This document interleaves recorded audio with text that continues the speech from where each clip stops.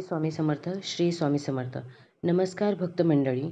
तुम्ही कधी असा अनुभव ऐकला आहे का की जिथे सर्व आशा संपल्या होत्या पण अचानक देवाने मदतीचा हात दिला?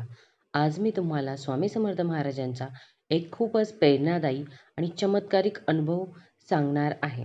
म्हणतात ना, भिवू नकोस, मी तुझ्या पाठीशी आहेस. हा अनुभव ऐकल्यावर तुम्हालाही स्वामींवर विश्वास अजून वाढेल.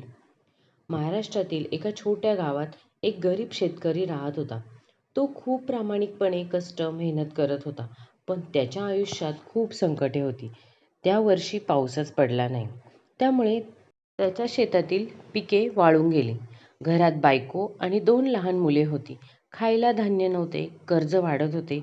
शेतकरी खूप चिंतेत होता.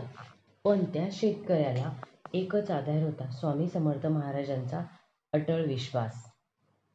तो रोज सकाळी आणि संध्याकाळी स्वामींचे नाव घेत असे.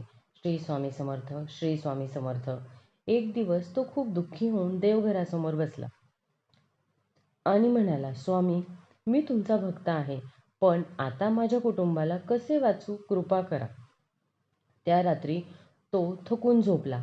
झोपेत त्याला एक विलक्षण स्वप्न पडले. स्वामी समर्थ त्याच्यासमोर उभे होते. त्यांच्या चेहऱ्यावर तेज होते.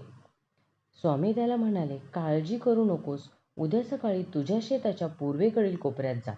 तिथे तुला तुझ्या संकटांचा मार्ग सापडेल. दुसऱ्या दिवशी सकाळी तो शेतकरी लगेच शेतात गेला. स्वामींनी सांगितलेल्या जागी त्याने खोदायला सुरुवात केली. थोडे खोदल्यानंतर त्याला जमिनीत एक छोटा माठ सापडला. तो माठ उघडून पाहिला तर त्यात काही सोन्याच्या नाणी आणि पैसे होते. शेतकऱ्याला खूप आनंद झाला. त्याला समजले की स्वामी समर्थांची कृपा आहे. त्या पैशांनी त्याने बियाणे घेतले आणि पुन्हा शेती सुरू केली. काही दिवसांनी जोरदार पाऊस पडला आणि त्या वर्षी त्याला खूप चांगले पीक आले. त्या दिवसापासून शेतकरी सर्वांना सांगू लागला, जेव्हा मनापासून श्रद्धा ठेवतो आपण, तेव्हा स्वामी समर्थ महाराज नक्कीच आपल्याला साथ देतात. आणि त्यानंतर त्या शेतकऱ्याची जी भरभराट सुरू झाली, तर त्यानंतर त्याला अपयश नावाची गोष्ट कधीही पाहायला मिळाली नाही. तेव्हापासून तो नित्यनियमाने स्वामींची भक्ती करतो आणि इतरांना देखील सांगतो की भक्तीचा प्रत्यय येतो, पण तुम्ही भक्ती मनापासून करा. आणि एकदा का ज्यांनी कोणी स्वामी समर्थ महाराजांची सेवा करायला सुरुवात केली की त्यांच्या घरात कधीही काहीच कमी पडत नाही. फक्त मनातून श्रद्धा ही अटळ हवी. तुमचा देखील स्वामी महाराजांवर असाच अटळ विश्वास असेल तर कमेंटमध्ये स्वामी समर्थ लिहायला विसरू नका.